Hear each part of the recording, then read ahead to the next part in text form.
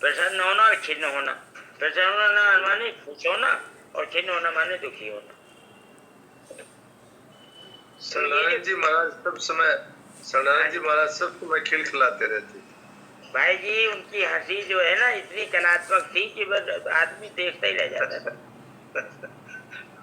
और राष्ट्रपति जी उनको सत्संग के लिए राष्ट्रपति भवन में बुलाते थे तो वही ऐसा खिलखिला के हंसते थे।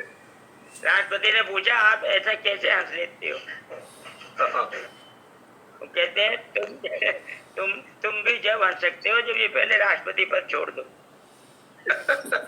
राष्ट्रपति तब के राजेंद्र प्रसाद थे या कोई और? राजेंद्र प्रसाद वही उस टाइम के थे बाबा जी।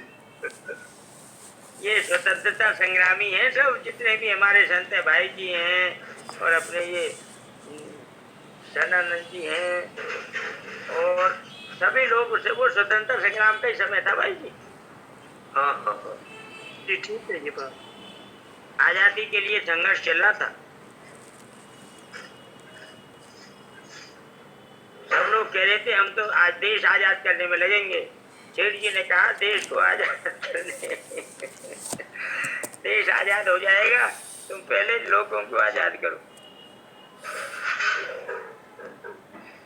लोग भगवान में लगेंगे तो देश आजाद हो जाएगा। यानी उद्धार से मतलब है आजादी किस लिए चाहिए, स्वतंत्रता क्यों चाहिए? सदुपयोग के लिए। स्वतंत्रता का दुरुपयोग भी होता है।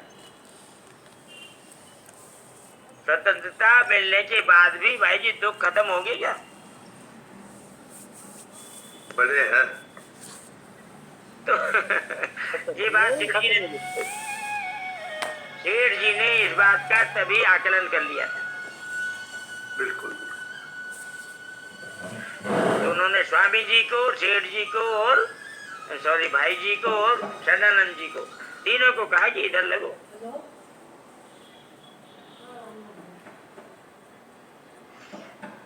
प्रसन्न चेतो यासु बुद्धि पर्यवतिष्ठ। प्रसन्न चित्त वाले की बुद्धि बहुत जल्दी परमात्मा में स्थिर हो जाती है, अर्थात साधक स्वयं परमात्मा में स्थिर हो जाता है।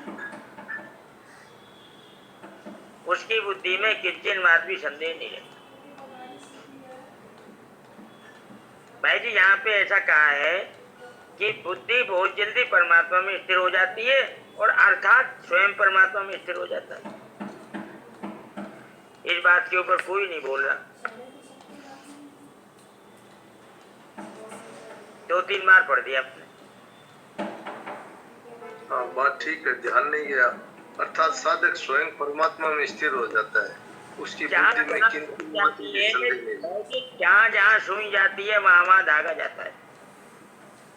हाँ स्वामी जी महाराज ने कहा हुआ है जब बुद्धि स्थिर हो, जब बुद्धि स्थिर हो जाएगी तो वो स्वयं में लीन हो जाएगी, फिर वो अलग नहीं रहेगी। हाँ बिल्कुल।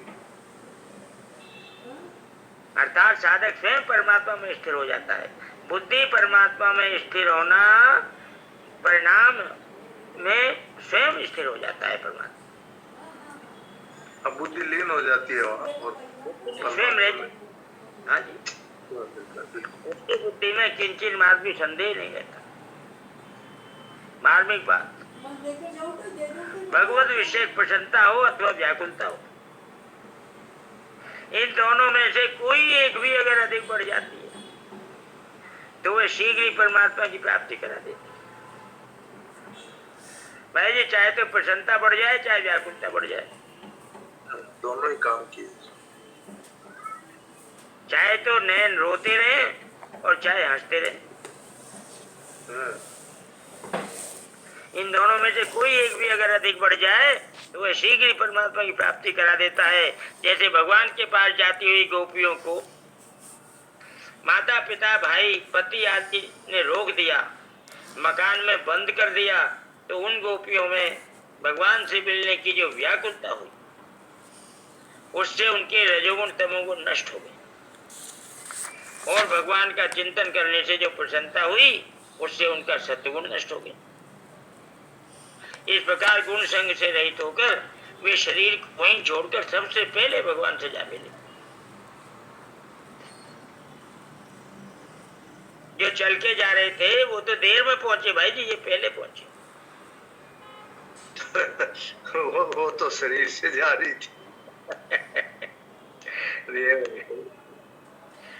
इसके ऊपर टिप्पणी में श्लोक दिए भाई जी, दशम स्कंद के 29वें अध्याय की। ये जो 29वां अध्याय है,